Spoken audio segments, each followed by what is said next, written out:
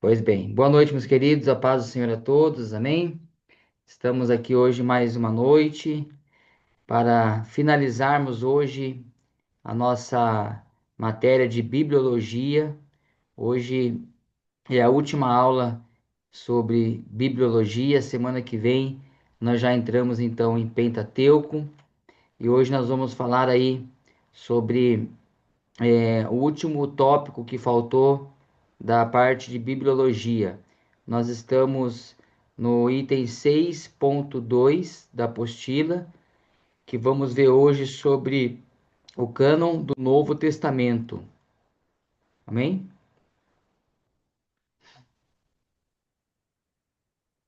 Acharam aí na apostila? Tudo bem?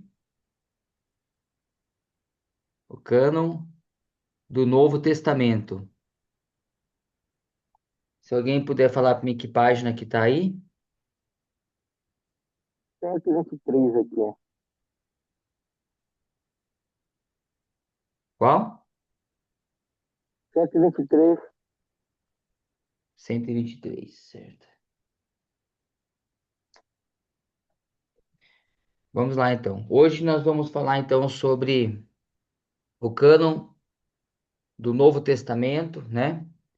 E eu quero trazer uma nota aqui antes de nós entrarmos na apostila dessa necessidade, né, de desse cânon também do Novo Testamento. A gente viu ainda algumas aulas atrás, né, sobre a importância da canonicidade bíblica, quando nessa época, né, da escrita ou em toda a história, né, não só naquela época, mas em toda a história, sempre surgem muitas literaturas, né, sempre surgiram e sempre surgem muitas literaturas. Então, nesse momento de desses irmãos, né, dessas autoridades eclesiásticas estarem aí fazendo aquela compilação de livros, aquele juntado de livros a qual nós estudamos aqui sobre bibliologia, nesse momento da história, muitas literaturas surgiram, muitos filósofos, muitos pensadores. Então, nós tínhamos vamos dizer assim, uma disputa, né, de muita filosofia da época. Então, com tudo isso, havia-se um grande perigo, né, um grande risco de pessoas quererem argumentar ou até mesmo entrar, né, aí trazendo alguma filosofia, alguma escrita. Então, a gente viu na aula passada sobre livros apócrifos, né, por exemplo, que foram acrescentados na Bíblia quando teve a tradução da Septuaginta, foi acrescentado também na tradução da Vulgata Latina. Hoje a Igreja Católica faz uso dessa Bíblia com esses acréscimos, né? Então, nós estamos finalizando hoje Bibliologia falando sobre o cânon do Novo Testamento. Então, surge uma figura muito emblemática. O nome dele é Marcião. Não está na apostila isso, tá? Eu já entro na apostila, é só uma nota aqui mesmo para a gente enriquecer um pouco os nossos conhecimentos. Então, surge na história aí uma figura por nome Marcião, um herege do século II. Ele desempenhou um papel importante na formação do cânon, embora de uma forma indireta, né? Ele colaborou com isso. Por quê? Marcião, ele propôs uma versão é, ele propôs, né, uma redução das escrituras, aceitando apenas as cartas de Paulo, os evangelhos e o Evangelho de Lucas. Então, esse camarada ele entrou aqui na história querendo propor, né, uma redução drástica aí do Novo Testamento. Ele propôs então aí somente a aceitação das cartas de Paulo e o Evangelho de Lucas e rejeitando os outros textos, né? Então, ele entra aí rejeitando todos os demais textos do Novo Testamento. Então, essa ação controversa forçou as igrejas, né, a refletirem seriamente sobre as escritas se realmente deveria ser considerado como inspirado e autoritativos, né? Então, Marcião, ele é uma das figuras que fez com que pudéssemos enxergar a necessidade e a importância, né, do cânon bíblico, né, do cânon do Novo Testamento, a canonicidade, a canonicidade também no Novo Testamento. Então, era necessário, né, entender e comprovar a inspiração sobre toda a escrita bíblica, sobre toda a palavra de Deus. Então, a gente vê aqui uma figura muito emblemática, o nome dele é Marcião. Eu achei que era interessante passar isso para vocês hoje, né? Para nós darmos aí entrada é, no nosso estudo hoje. Hoje, irmãos, como nós só temos aí praticamente duas folhas, né? Finaliza já essa matéria. Então é bem provável que hoje, finalizando esse vídeo aqui, né, que dá mais ou menos 40 minutos, eu acredito que hoje a aula só vai ser a primeira parte, tá bom? Amém?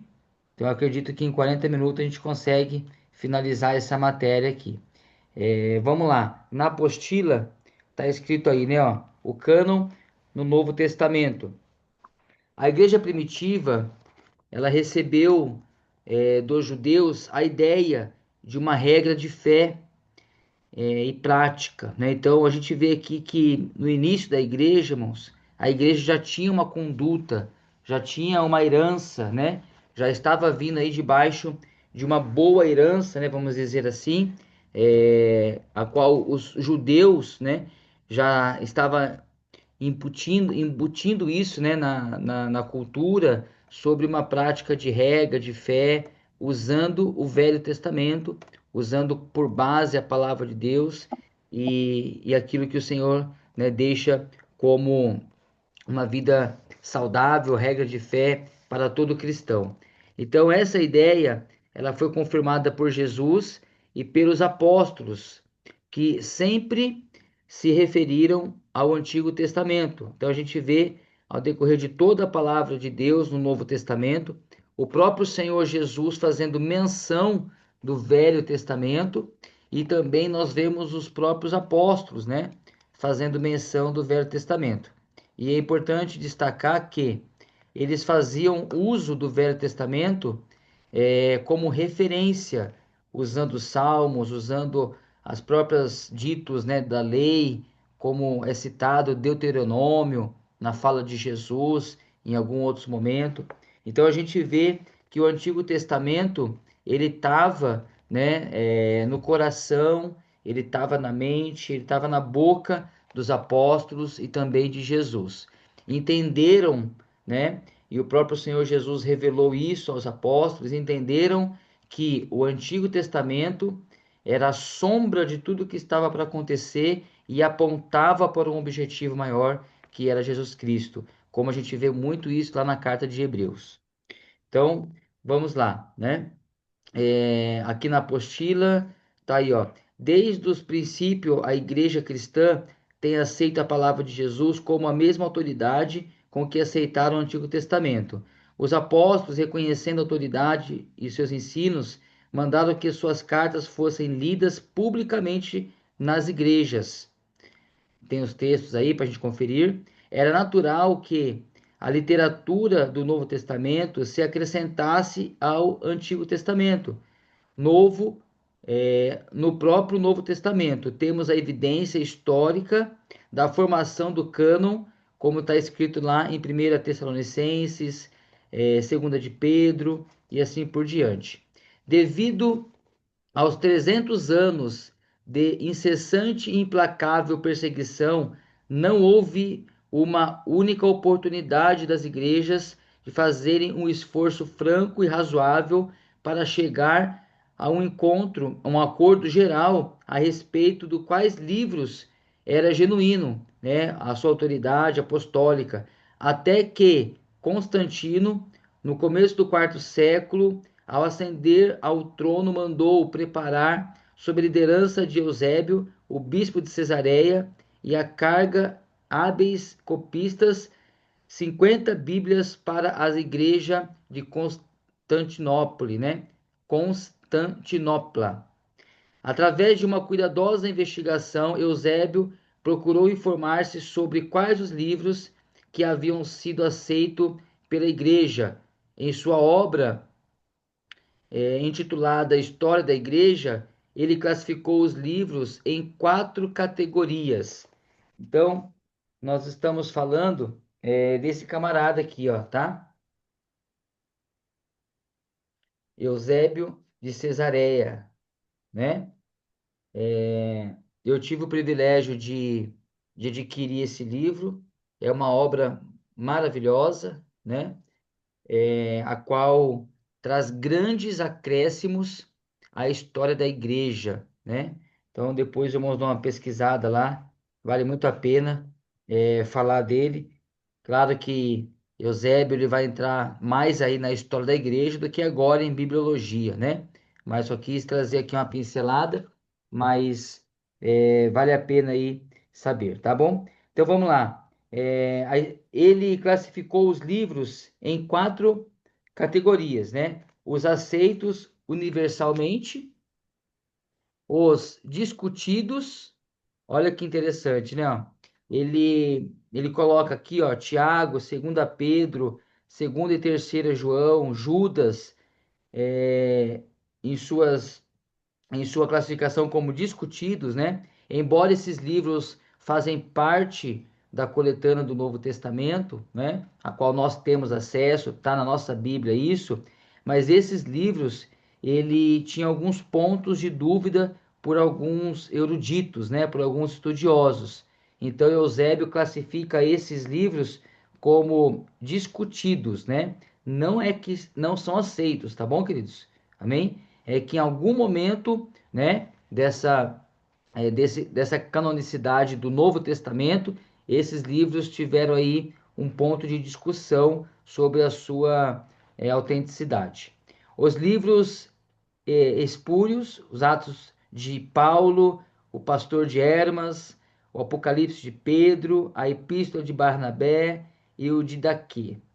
Os livros inventados pelos hereges, era o Evangelho de Pedro, o Evangelho de Tomé, o Evangelho de Matias, o Atos de André e Atos de João. Então, essa classificação nós encontramos então na obra de Eusébio, né, de Cesareia. Então, aqui é uma introdução sobre o cânon do Novo Testamento, né? Qual a necessidade? Eu falei aqui no começo da sua necessidade, até mesmo citei um dos exemplos, né, de uma figura, Marcião, que traz aí uma clareza muito grande sobre a necessidade do cânon do Novo Testamento. A fixação do cânon está aí na apostila 6.2.1.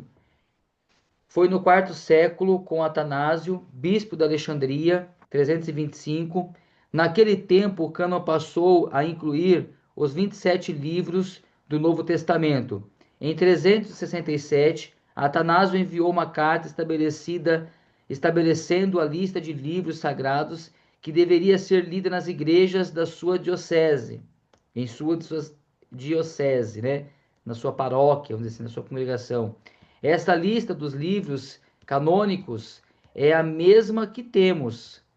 Além desses livros, Atanásio recomendava a leitura do Didaquê, Ensino dos Doze Apóstolos, o do Pastor de Hermas, como literatura benéfica e não como livros divinamente inspirados como os demais. No Ocidente e em outros lugares, a fixação do cânon foi feita por intermédio de concílios. Eles exerceram influência na formação do cânon, consolidaram e formalizaram as opiniões existentes na igreja. Olha que interessante aqui, né, irmãos? A fixação do cânon, né?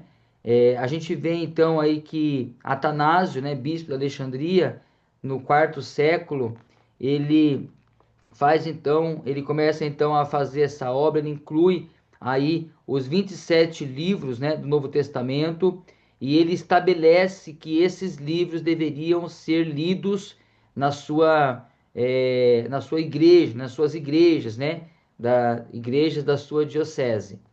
E interessante que Atanásio vai falar aqui, ele na verdade ele traz um conselho, né? E lá atrás eu até dei esse conselho aqui na sala de aula, não sei se os irmãos lembram, né? Quando eu estava me referindo sobre os livros apócrifos, não é?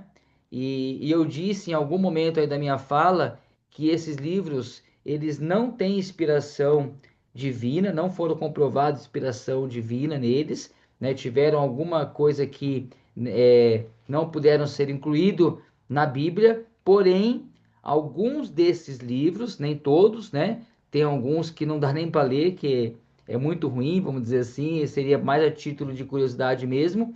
Porém, alguns desses livros apócrifos, eles servem muito na literatura sobre história, conhecimento da igreja, porque apesar desses homens, desses livros não terem sido inspirados pelo Espírito Santo, eles viveram aquele momento da história. Então, tem história ali para conhecer, tem alguma coisa ali para poder captar desses livros. E olha aqui, né, Atanásio, ele dá esse mesmo conselho para sua igreja e ele indica dois livros para a igreja ler, né, como a título de conhecimento, de crescimento. Certamente, esse bispo, ele leu esses livros e ele achou história boa ali, história que eu falo, irmão, história mesmo de data, tá? Historidade mesmo, né? Ele viu história ali, ele viu boa geografia ali, ele viu muitos contos ali que poderia agregar na fé daqueles irmãos e até mesmo para o conhecimento, né? De uma cultura assim da sua paróquia, vamos dizer assim, do seu pastoreio. Então, olha que interessante. Ele indica o livro de Didaquê, né, que são o ensino dos apóstolos, e também o do pastor de Hermas, como uma literatura benéfica. Amém? Então, não são aceitos, né? São apócrifos, mas eles servem aí para alguma leitura de autoconhecimento. Agora na apostila tá aí, ó, influência na formação do cânon. O Antigo Testamento deu impulso para a formação do cânon do Novo Testamento. Então, o Antigo Testamento, como ele também teve a sua canonicidade, ele impulsiona, né, para essa influência da formação do cânon também do Novo Testamento. A vida e ensinos de Jesus mostrar a necessidade de criar uma autoridade além da autoridade do Antigo Testamento. Então, esta canonicidade, né? Esta canonicidade bíblica do Novo Testamento, ela influencia no que, irmãos, né? No que ela tem assim um papel direto. Aquilo que está escrito é verdade, né? E quantas coisas que nós vemos escrito a respeito de Jesus. Então, as histórias, né, contadas ali, os ensinamentos de Jesus, aqueles milagres vivenciados, também precisava de uma autoridade, né, reconhecida, vamos dizer assim. Então, o cânon do Novo Testamento, ele autentica essas falas, né, essas escritas, esses feitos do nosso Senhor. 3. A religião cristã criou a necessidade de mais escrituras, além das escrituras judaicas, para formar a base da nova revelação. Então, também teve uma influência. Os apóstolos, com os seus escritos, forneceram a base das novas escrituras, né? Então, a gente vê que os apóstolos tiveram também um papel fundamental. Na verdade, eles serviram como base, né? Uma base sobre tudo isso que estava sendo ali autenticado. Os pais apostólicos que criaram os cânones primitivo e uma nova autoridade na igreja cristã primitiva. Então, essa organização da igreja primitiva, essa preocupação, né, de trazer aí a autoridade, também vem com uma grande influência na formação do cânon. e os concílios da igreja primitiva, né? Os concílios que houve nesse momento da história também influenciou aqui para a formação do cânon. 6.2.3, aí da apostila, influência dos apóstolos. Então vamos ver lá. As primeiras obras a serem escritas entre os cristãos foram as cartas de Paulo. Ele tratava nas cartas de problemas imediatos e locais. Eram escritos pessoais, eram escritos pessoais destinados a produzir os resultados esperados. Foram escritos entre os anos 50 e 64 depois de Cristo, né? Então, o apóstolo Paulo, né, irmãos, com as suas escritas, nós conhecemos que são palavras assim muito vividas, né? Palavras práticas. Você pega aí as cartas de Paulo, as epístolas, né, de Paulo, ele vinha tratando de problemas daquele momento, corriqueiro, diário, né? E trazendo para o âmbito, né, como cristão, como igreja, no que deveria ser, né? Então, a gente vê Paulo tratando com as igrejas, Coríntio, Éfeso e assim por diante, muitas igrejas que Paulo tratou nas suas cartas. No começo, a igreja usavam escrituras do Antigo Testamento, até quando as epístolas de Paulo começaram a circular.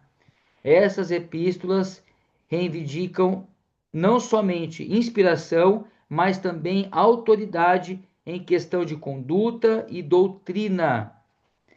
Bem cedo, muitos denominaram as epístolas de Paulo de escritura. A coleção de um conjunto de epístolas só foi feito depois do falecimento do apóstolo. Então a gente vê aqui a igreja, né, fazendo uso das escritas de Paulo. Logo no começo aí da história, a gente vê que a igreja, antes desse material em mãos, né, antes desses escritos, né, de Paulo, aí começa, então surgem os evangelhos, a gente vê que a igreja fazia uso do Antigo Testamento, né? Então, foi muito importante aí essa influência dos apóstolos no cânon bíblico do Novo Testamento. E tudo isso, né, irmãos, teve um critério, né? Esses livros passaram por um crivo, assim como foi também passado os livros do Antigo Testamento por um crivo, por uma análise, né, de uma grande poder de pesquisa, de conduta, de cuidado, preocupação sobre tudo aquilo que deveria conter para ser reconhecido aí como uma carta, um livro é, inspirado por Deus, amém? Pelo Espírito Santo. Então, é, esse critério ele segue também para a canonicidade do Novo Testamento. Então, vamos lá. Critérios para a canonicidade. A apostolicidade, né? Então, o livro deveria ter sido escrito por um dos apóstolos ou por autor que tivesse relacionamento com um dos apóstolos, né? Então, um dos critérios que foi usado na canonicidade do Novo Testamento era a autoria apostólica, né? Ou a presença apostólica.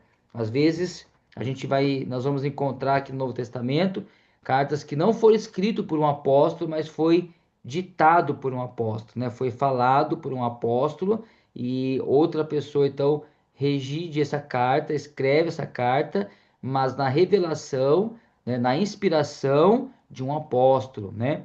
De uma pessoa envolvida com a igreja. 2. Universalidade. Se o livro tinha circulação na comunidade cristã e era considerado inspirado por Deus. Então, segue aqui também esse critério, né, de universalidade do livro para poder entrar no cânon. Conteúdo do livro. O livro deveria possuir qualidades espirituais e qualquer ficção que nele fosse encontrada tornava o escrito inaceitável. Então a gente vê uma regra, né, um critério muito rigoroso, e louvado seja Deus por isso, desses homens, né, que trabalharam seriamente na canonicidade das nossas escrituras, trazendo, deixando a nós aí um material nobre, maravilhoso, que 100% confiável, todo inspirado por nosso Deus, pela pessoa do Espírito Santo. Inspiração, o livro deveria possuir evidência da inspiração, né? Então, assim como esse critério foi exigido, né? Vamos dizer assim essa palavra, foi exigido no cânon do Antigo Testamento, ele também segue a mesma exigência no Novo Testamento. A sua inspiração deveria, né, tem que ter comprovação da inspiração. Leitura em público, isso aqui é interessante, ó.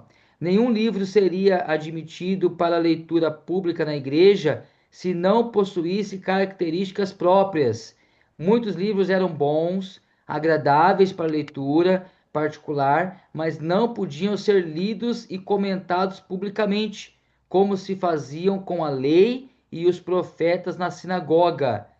E esta leitura que Paulo exorta a Timóteo, é esta leitura que Paulo exorta a Timóteo lá em 1 Timóteo 4,13. Interessante, né, irmãos? Muito legal isso, né? Isso é um costume, né, judaico, um costume antigo, que eles tinham de ler na praça, publicamente, em algum momento na sinagoga, em muitos momentos nas sinagogas, e a partir dessa leitura se ensinava, né? Um cenário como esse que Jesus senta e começa a ouvir, e daqui a pouco ele tem a oportunidade e começa a falar, e as pessoas se maravilham daquele menino, ainda menino Jesus, com tanto conhecimento e sabedoria das Escrituras. Então, esse critério, né, para canonicidade também entra naquela leitura em público. Então, essa leitura em público não poderia ser de um livro qualquer, né, de um filósofo, de um pensador. E olha que naquela época tinha muitos, viu, irmão? Muitos pensadores, muitos filósofos que, se não tivesse levado a sério isso, certamente a gente teria problemas, né? Então, nós vemos aí critérios para a canonicidade. Eu gostaria que vocês anotassem na sua apostila um outro critério que foi usado, né, também para esta canonicidade, que é o critério da ortodoxia doutrinária. Tá bom? Pode rabiscar aí na apostila. Ortodoxia, ortodoxia doutrinária, né? Tinha que estar em plena conformidade com a doutrina cristã aceita pela igreja primitiva. Então, também entrou no critério, né, desta canonicidade, esta ortodoxia doutrinária, tinha que ser aceito pela igreja, né? Tinha que estar em plena conformidade com a doutrina da igreja primitiva. Então, se não tivesse em conformidade com a igreja primitiva, com a doutrina da igreja primitiva, também era um problema aí para o apontamento da não aceitação. Tudo bem? Cães espertos aí, já, Bíblia, Bíblia. Glória a Deus, né? Vamos lá. Irmãos, o Zoom já apontou aqui que nós estamos nos minutos finais, tá bom? Então, eu vou finalizar aqui e se faltar alguma coisinha eu mando no grupo aí, como eu fiz na última aula, tá? Os livros apócrifos do Novo Testamento, né? Eles começaram a surgir entre o povo no começo do segundo século. Lembra que eu falei lá de Marcião, né? Marcião, ele estava nesse momento aqui da história, tá? No segundo século. Essa coleção de livros apócrifos do Novo Testamento era mais numerosa do que a dos livros apócrifos do Antigo Testamento, porém menos conhecidos. Eram obras publicadas com os nomes dos escritos apostólicos durante o século II e seguintes. Na sua maior parte eram invenções deliberadas e nunca reivindicaram seriamente a canonicidade. Os apócrifos surgiram primariamente por duas razões. Primeiro lugar, alguns deles procuravam satisfazer a curiosidade despertada pela falta dos evangelhos em descreverem a vida de Cristo na juventude e numerosos aspectos da sua personalidade. Outros procuravam fornecer pormenores a respeito dos apóstolos que haviam sido omitidos em Atos. Então, eles estavam aqui, né, irmão, à procura de novas revelações, curiosidades, coisas que lá em Atos eles não encontraram, os evangelhos ainda não em mãos. Então, eles queriam dar palpite, vamos dizer assim, né? Escrever algumas coisas sobre Jesus, sobre os apóstolos. Então, surgiram aí esses livros apócrifos nesse momento da história.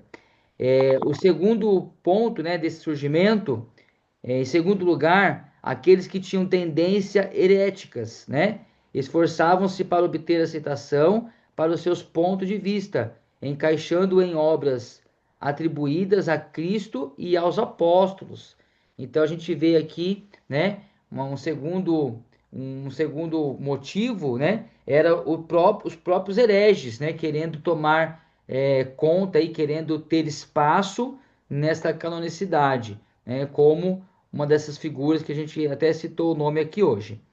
Os escritores das obras apócrifas do Novo Testamento procuravam produzir formas literárias paralelas às dos livros do Novo Testamento. Por isso, seus esforços nesse sentido podem ser classificados como evangelhos, atos, epístolas e apocalipse.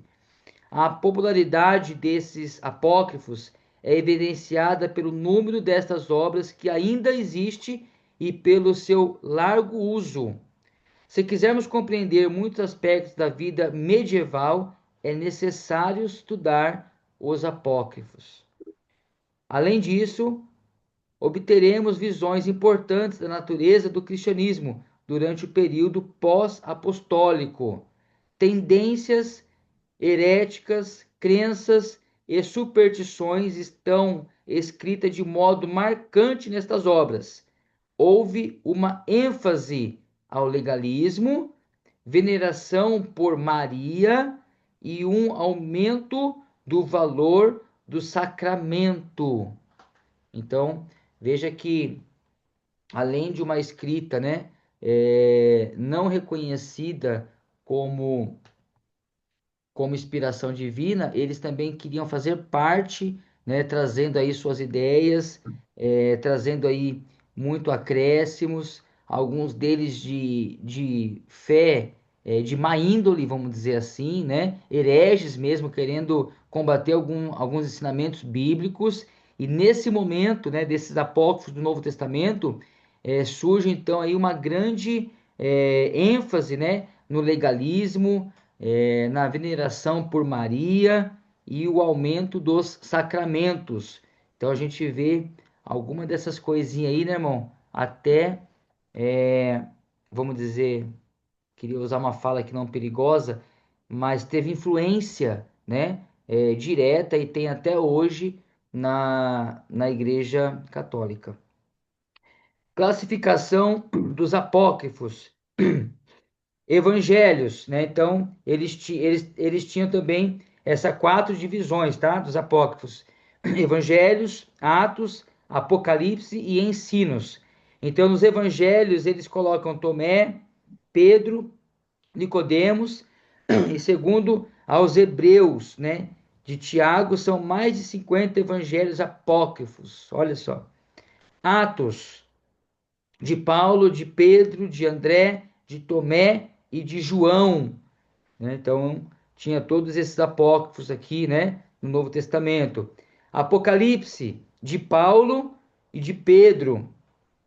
Lembra que a gente viu na aula passada, né, que um desses escritos aqui é conhecido como pseudepígrafos, né? Pseudepígrafos, né? Que são escritos aí mentirosos, porque não foi ele que escreveu, né? Paulo não escreveu nenhum Apocalipse aqui, né? Nem Pedro.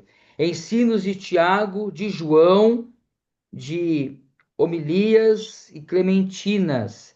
Então, são esses aí a classificação dos apócrifos do Novo Testamento. Amém? Então, damos por encerrado a nossa matéria de bibliologia.